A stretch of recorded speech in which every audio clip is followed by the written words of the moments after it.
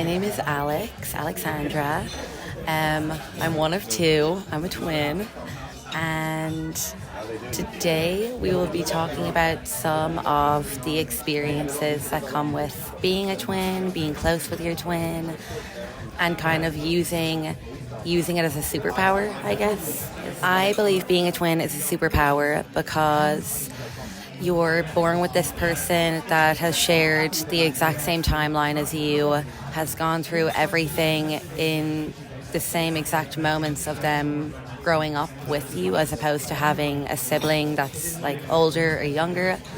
Hi there, my name is Thea, short for Theodora, and I believe being a twin is a superpower because first of all, it's all I know, and I can't imagine doing life without Alex. She's such a part of me in such a big way. And the reason I believe that she is my superpower is because she is the one that gives me the most strength in the times that I need it. I honestly get emotional talking about it. Like, I can't imagine going through life without her. You have to want to work on it. And there are moments where we definitely have these kind of times of being like, okay, like we need a break. It's like, you know, kind of like, as I said, it's not just you have to want to be friends with each other. So obviously Thea is my sister and I love her so much, but the relationship that we have built is out of the want for the friendship to be so strong.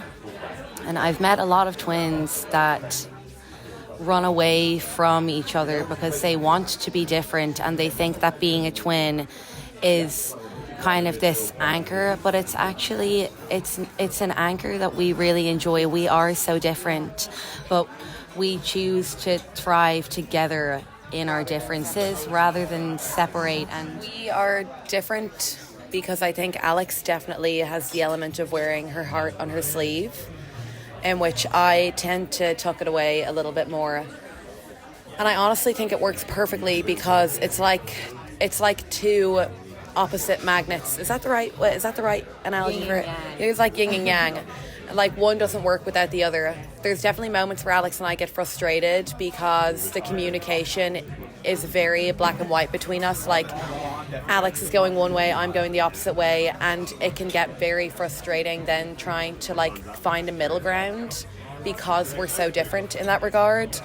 But I feel like we have to initiate independence between one another at stages because I think it's very important for Alex and I to know that as well as being twins and as well as being a unit, we are individuals and we work together, but in order to survive in this big world, we also need to work separately and need to know how to work separately, because there will be moments where life happens and we won't have one another to run to immediately. If she's in a different country or I'm in a different country, we need to know how to put that into play by ourselves.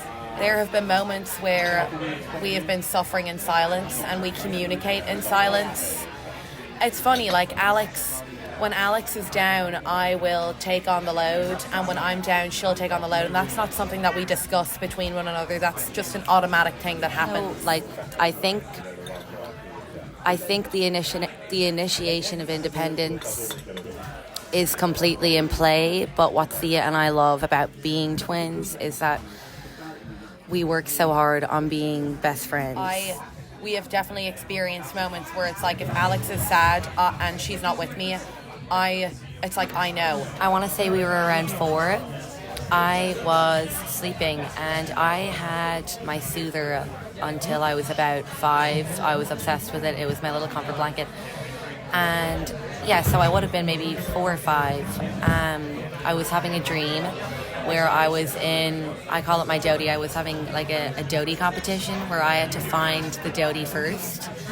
And I remember I found the doty first, and there was this big stage with a big banner saying winner. And Thea had woken up about 5 minutes before I woke up, and she ran into my mother and said, Alex is about to wake up and she's not going to be able to breathe.